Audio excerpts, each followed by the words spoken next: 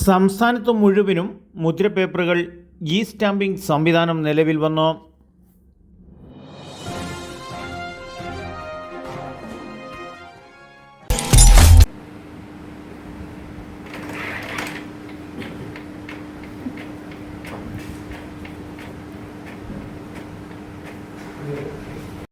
കാലങ്ങളായി Keralam E stamping സംവിധാനം നടത്തപ്പെടാതെ വിസമ്മതിച്ചുകൊണ്ടുള്ള വിപണന മേഖല, മുദ്രപേപ്പറുകളുടെ ഷോർട്ടേജും സമയാസമയങ്ങളിൽ കിട്ടാതെ വരുന്നതും കടക്കാരെയും ജനങ്ങളെയും ഏറെ പ്രതിസന്ധിയിലാക്കിയിരുന്നു.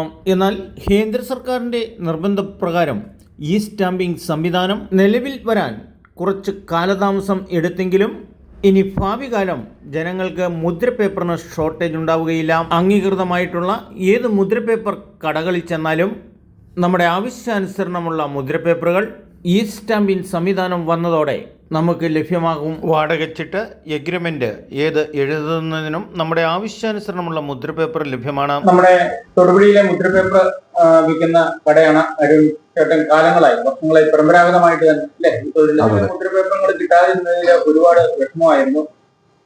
ആൾക്കാർ നിരവധി പേര് നിരാശയായി പോവുകയും ചെയ്തു. പക്ഷെ അതിലേറെ ഗുണങ്ങളാണ് ഇപ്പോൾ ഉണ്ടായിരിക്കുന്നത്. അതിനെപ്പറ്റിയാണ് ഈ മുദ്രപത്രം പ്രിന്റ് ചെയ്യുന്നില്ല, അതുകൊണ്ട് ഷോർട്ടേജ് ആയിരുന്നു. ജനങ്ങൾ വളരെയധികം ബുദ്ധിമുട്ടുണ്ടായിട്ടുണ്ട്. അതിന് പരിഹാരമായിട്ടാണ് ഇ സ്റ്റാമ്പിംഗ് സംവിധാനം നിലവിൽ വന്നിട്ടുള്ളത്. ഇത് വന്നതോടുകൂടി ജനങ്ങൾക്ക് ഇനി സ്റ്റാമ്പ് പേപ്പറിന്റെ ബുദ്ധിമുട്ട് ഉണ്ടായിരിക്കുന്നതല്ല. ഇ സ്റ്റാമ്പ് എന്ന് വെച്ചാൽ ഏത് തുകയ്ക്കും ഒറ്റ മുദ്രപത്രം എടുത്താൽ മതി. അതാണ് ഇതിന്റെ ഏറ്റവും വലിയ ഗുണം. അത് ഏത് തുകയാണെങ്കിലും നമുക്ക് ലഭിക്കുകയും ചെയ്യും. ഇ സ്റ്റാമ്പ് വന്നതോടുകൂടി ഇനി ജനങ്ങൾക്ക് മുദ്രപത്ര ക്ഷാമം ഉണ്ടാകുന്നില്ല. പ്രൈസ് രീതികളെല്ലാം പഴയ രീതിയിൽ തന്നെ, പ്രൈസ് എല്ലാം പഴയത് തന്നെ. പിന്നെ വാടകച്ചിട്ട് 500 രൂപ ആക്കിയിട്ടുണ്ട്. പിന്നെ ഗവൺമെന്റ് ഓരോത്തിനും ഓരോ റേറ്റ് വെച്ചിട്ടുണ്ട്. അപ്പം നമ്മൾ ആ പർപ്പസ് അടിക്കുമ്പോൾ ആ തുകയ്ക്കുള്ള മുദ്രപത്രമേ നമുക്ക് ലഭിക്കത്തുള്ളൂ. ഞങ്ങൾക്ക് ട്രഷറിയിൽ പോകുന്ന ആവശ്യം വരുന്നില്ല.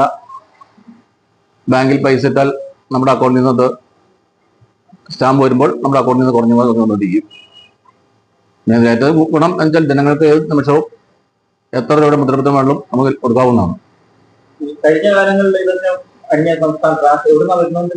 നാസിക്കുന്നു വളരെ സുരക്ഷിതമായി ട്രെയിനിൽ. അതെ അതെ, അതിന് ഒത്തിരി നിയമ നടപടികൾ ഉണ്ടായിരുന്നു.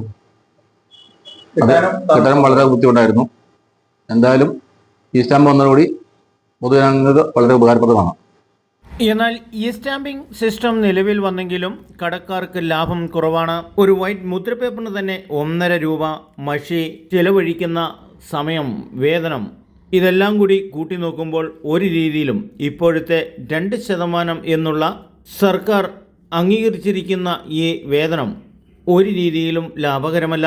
ആധാർ മുദ്രപേപ്പർ കട ഉടമകളുടെ പരാതികൾ സംഘടനാ മുഖാന്തരം സർക്കാരിനെ അറിയിച്ചിട്ടുണ്ട്. എന്നാൽ തൽക്കാലം പ്രതിസന്ധികൾ മറികടക്കാൻ സർവീസ് ചാർജായി 10 രൂപ കസ്റ്റമേഴ്സിനോട് ഈടാക്കാനാണ് സംഘടനാ തീരുമാനം.